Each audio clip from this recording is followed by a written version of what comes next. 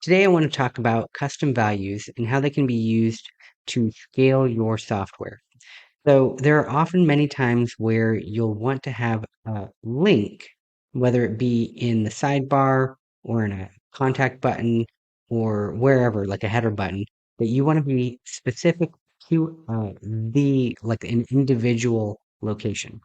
A great example of this is maybe like an intake form.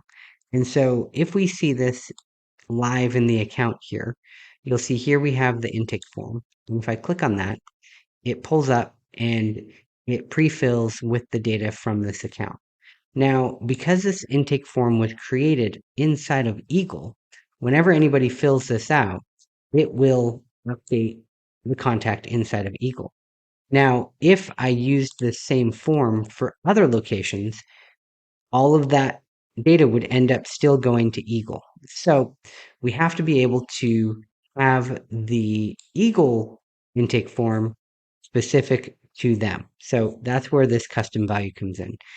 Another cool thing about this, though, is that if you haven't populated this custom value yet, the button just won't appear. So as an example, I'm going to switch to the test agency, and that doesn't have that custom value. So here you'll see all the other buttons, they still appear, but the custom value one does not. So there's a little note about it right over here, which you can read. One thing to note, though, is that some people want to take and put a contact field right here, and a bare contact field does not work, unfortunately.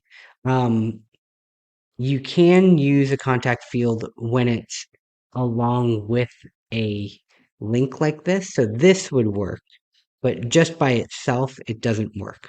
And if you're trying to have, some people try to like to use this to open up a different URL.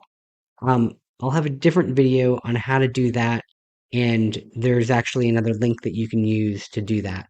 But just note that it doesn't work in the way that some people think it will.